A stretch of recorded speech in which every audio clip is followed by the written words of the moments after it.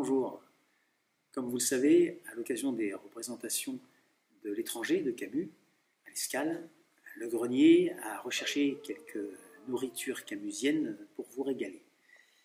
Vous allez donc maintenant entendre la suite du discours de Stockholm par Stéphane Battle.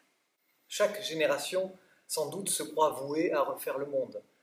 La mienne, c'est pourtant qu'elle ne le refera pas. Mais sa tâche est peut-être encore plus grande. Elle consiste à empêcher que le monde ne se défasse.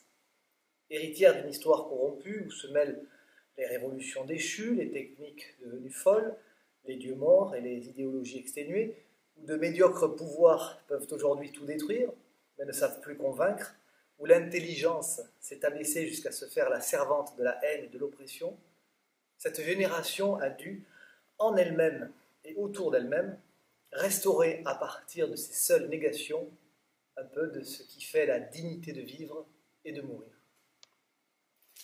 Devant un monde menacé de désintégration, où nos grands inquisiteurs risquent d'établir pour toujours les royaumes de la mort, elle sait qu'elle devrait, dans une sorte de course folle contre la montre, restaurer entre les nations une paix, qui ne soit pas celle de la servitude, réconcilier à nouveau travail et culture, et refaire avec tous les hommes une arche d'alliance.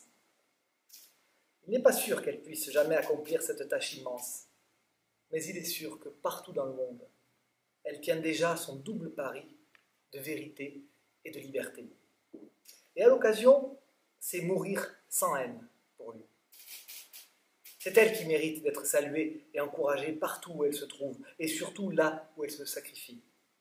C'est sur elle en tout cas que certains de votre accord profond, je voudrais reporter l'honneur que vous venez de me faire.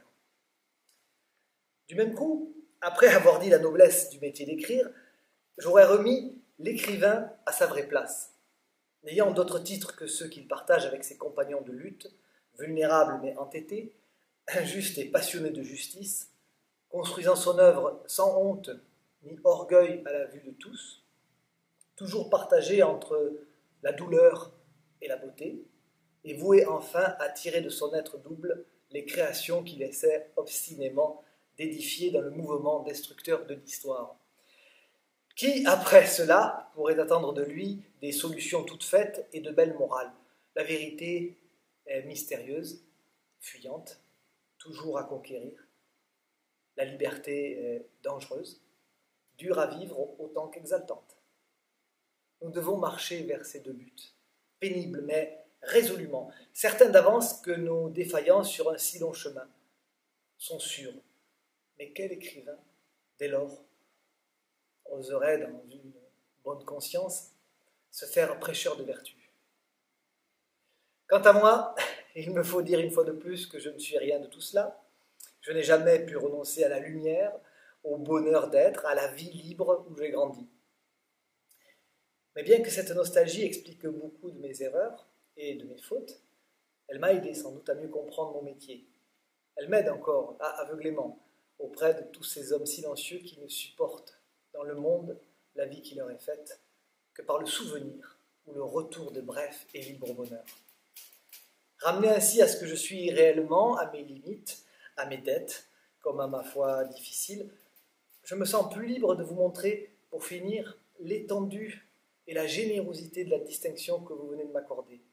Plus libre de vous dire aussi que je voudrais la recevoir comme un hommage rendu à tous ceux qui, partageant le même combat, n'en ont reçu aucun privilège, mais ont connu au contraire malheur et persécution. Il me restera alors à vous en remercier du fond du cœur et à vous faire publiquement, en témoignage personnel de gratitude, la même et ancienne promesse de fidélité que chaque artiste vrai, chaque jour, se fait à lui-même dans le silence. Albert Camus.